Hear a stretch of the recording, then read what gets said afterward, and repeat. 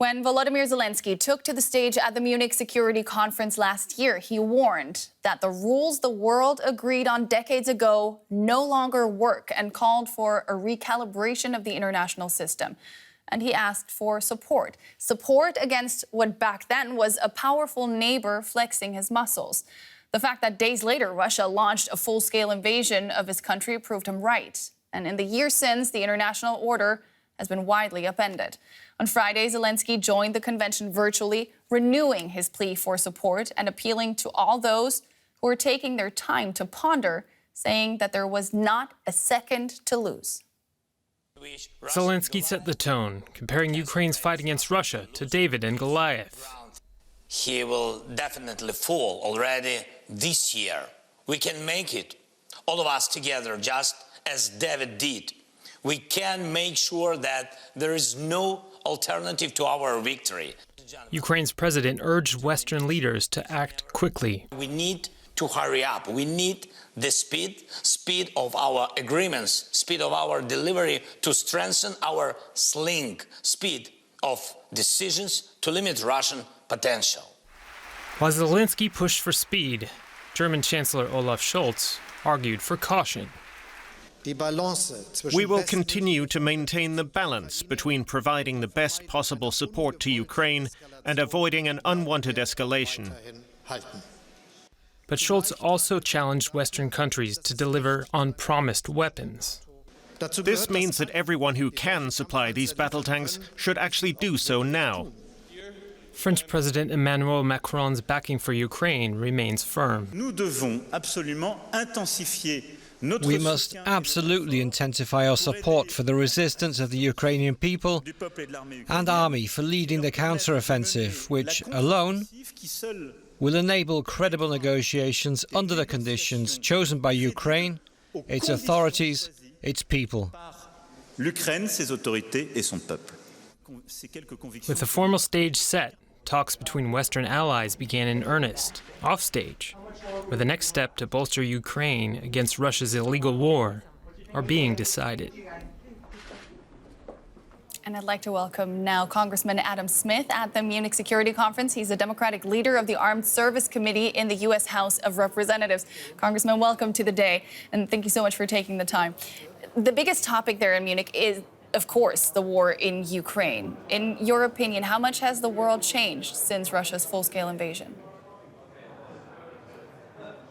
Well, it's changed dramatically because we've been talking for a decade about the threat from Russia and also the threat from China. And as China has become more focused on Taiwan, it's that whole package. And what the Russian invasion of Ukraine did is it woke all of us up to the fact that this was a reality. We tried in a variety of different ways over the last decade to move Russia in a different direction, but when the war came, it changed all that. And you've seen the way NATO and a number of other countries have responded by coming together quickly to support Ukraine. So I would say that the world has changed about as much as we could have imagined it would from one year to the next. Where do you think we would be today if Joe Biden hadn't won the presidency? Well, I have enough trouble with reality. Engaging in hypotheticals is difficult. But certainly, President Trump never expressed support for NATO in the way that President Biden has.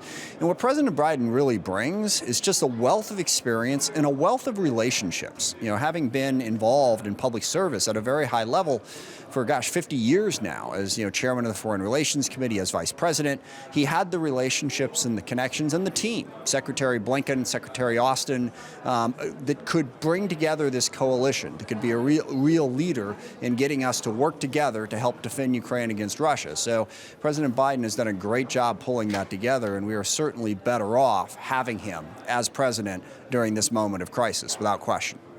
I want to talk about Germany's role in procuring weapons for Ukraine. How much does the perception that Berlin has been somewhat hesitant in its military support make it harder for people like you to make the case that the U.S. should commit so much to Kyiv?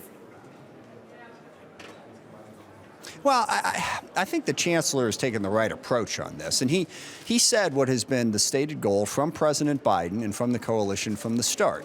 Look, we have three clear objectives, and we've never wavered on this. Number one, there must be a sovereign, democratic Ukraine. We must help Ukraine win back as much of their territory as possible.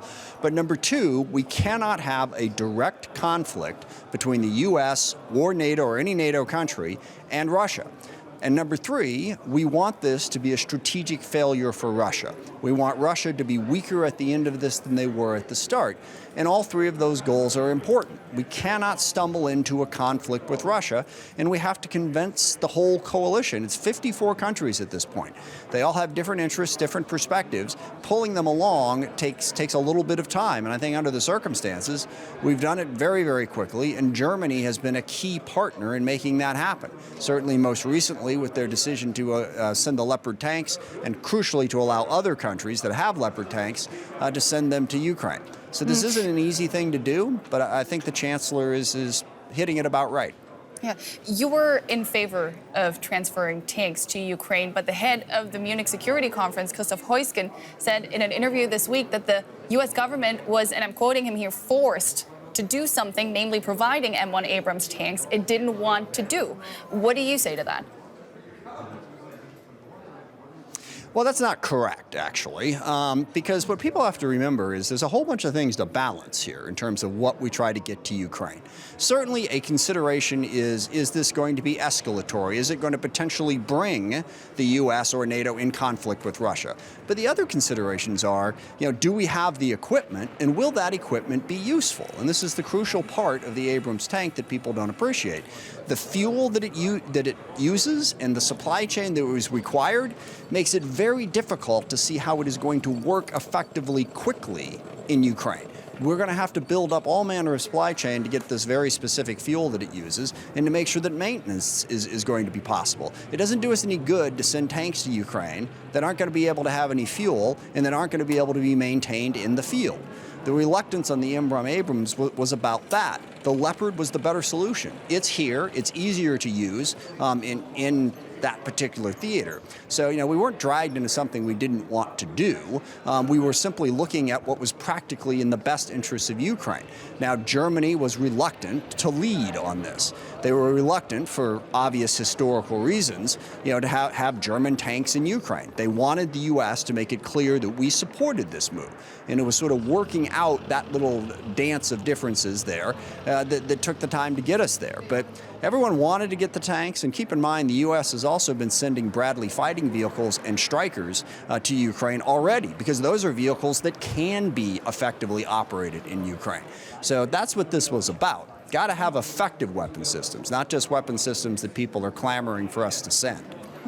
The Republicans have a majority in the House now. You are well aware of that. Can you reassure Kyiv that U.S. support for them will not waver given the questioning of Ukraine aid among certain parts of the GOP?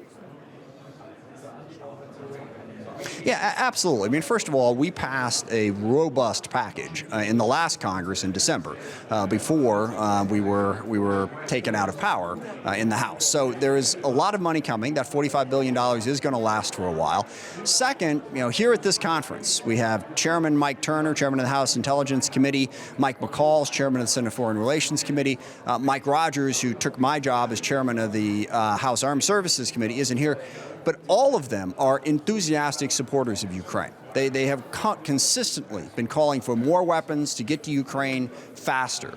The overwhelming majority of the Republican conference in the House supports backing Ukraine. So there is wide bipartisan support in the U.S. for Ukraine, and that will not waver. I want to talk about China, too, a country you say poses the greatest threat to the U.S.'s national security objectives. Can you explain why you see Beijing as the bigger threat than the man in the Kremlin who essentially put us on the brink of World War III? Well, I think the easiest way to think about this, and it's a close call. I mean, both Russia and China pose threats. But really, the threat environment, as we talk about on the House Armed Services Committee, is China, Russia, Iran, North Korea, and transnational terrorist organizations. And they all have, well, a couple of things in common, but the big one is they want to break down the international rules-based order. They want to make the world safe for bullying autocracy. And one of the key goals in that is to push the U.S. out of the world, whether it's Iran wanting to push us out of the Middle East, Russia wanting to push us out of Eastern Europe, China wanting to push us out of Asia, because they know that our presence, and most importantly, the coalition that comes with us, the allies and partners that we have, will make it impossible for them to bully their way to the autocratic vision that they have. But they all share that vision, and they all pose a threat in that way. The reason that China, in most people's minds, and mine included, is slightly greater than Russia is because China is an economic power. They are the second largest economy in the world. They are the largest market in the world. That economic power makes them more of a threat. Now, I say it's a close call because at the moment, obviously, Russia is not just a theoretical threat. They're doing it in the most blatant, violent, destructive way possible with their invasion of Ukraine. China certainly is infringing upon sovereignty in a number of different ways across the world, but they've not yet launched a full-scale military war. The reason we worry about them more is because of their size and their economic might. We have to find a way to get China to choose a different path, to somehow integrate China better into that world order so that they don't go the direction that Russia ultimately went in Ukraine. Let me ask you, to what extent the U.S. response in Ukraine is also then a message towards China?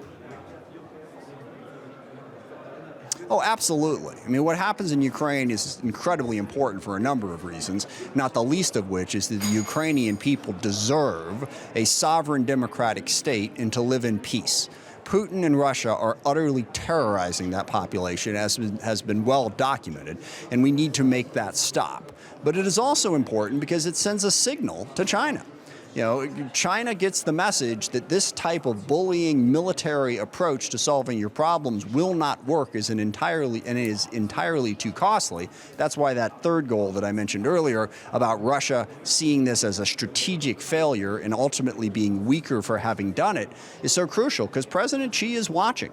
And if Russia just marched in there and succeeded, it would send a message to him that he could do the same.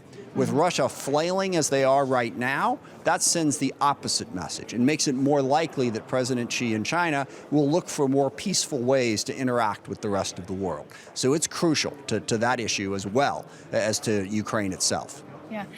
The alleged Chinese spy balloon became a major diplomatic issue over recent weeks. Some say at the end of the day, this was a rather trivial issue compared to other threats posed by Beijing. What do you say? Was it blown out of proportion? Oh, he was unquestionably blown out of proportion, no pun intended. Everyone became obsessed over it. Is it a serious issue? Yes. We have to be careful about how China is attempting to spy on us, but it just became such a fascination for everybody that I think it did get blown out of proportion compared to other issues. Look, what the whole world knows is major powers spy on each other, okay? We spy on China, China spies on us. This was a particularly reckless and blatant way of doing it, and something that the U.S. definitely has to stand up against, no question.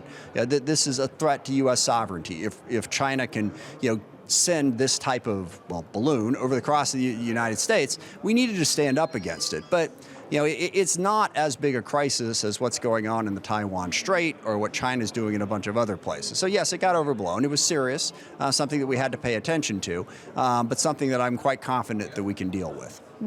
We've seen new defense deals involving the U.S. with the Philippines and Japan. The Philippines are eyeing a trilateral alliance there as well. Can the U.S. fence in China? Is that the plan? Well, that's not the way I would put it. The way I would put it is we want to deter China from using military aggression to advance their aims. We're not going to fence in China. Again, second largest economy in the world, world's largest market. They're the largest trading partner for dozens of different countries. China is going to be a major factor on the global stage for decades, probably longer. The question is, how do they be that global player? Do they do it through military bullying, or they do it in a more cooperative way? And one of the ways to push them in that more positive direction is to deter them militarily. And partnerships with Japan, the Philippines, Australia are a key part of that. And it also, what Japan and the Philippines and Australia and others have been doing in that region really speaks to how China has overplayed their hand. Those countries, they were trying basically simply to exist in the world, and they did business with China, but China became so aggressive and so bullying towards them that they looked for partners in the US and others as sort of a hedge against Chinese aggression. So I think the goal here is to deter China so that they will interact with the rest of the world through peaceful means, through international coalitions and different organizations to resolve their differences. And part of that is being strong enough to make it clear that they cannot succeed militarily. Japan and the Philippines are key partners in doing that. We only have a couple of seconds left, but I do want to get maybe a one-word answer if you can. What should be the goal in US-China relations bilaterally? To peacefully coexist. That's not one word, but that's the best I could do. Ultimately, that is the goal. Peaceful coexistence in the world. That sounds like a great goal. Adam Smith, he's the Democratic leader of the House Armed Services Committee, joining us tonight from Munich. Pleasure speaking to you, Congressman. Thank you so much for your time. Thank you.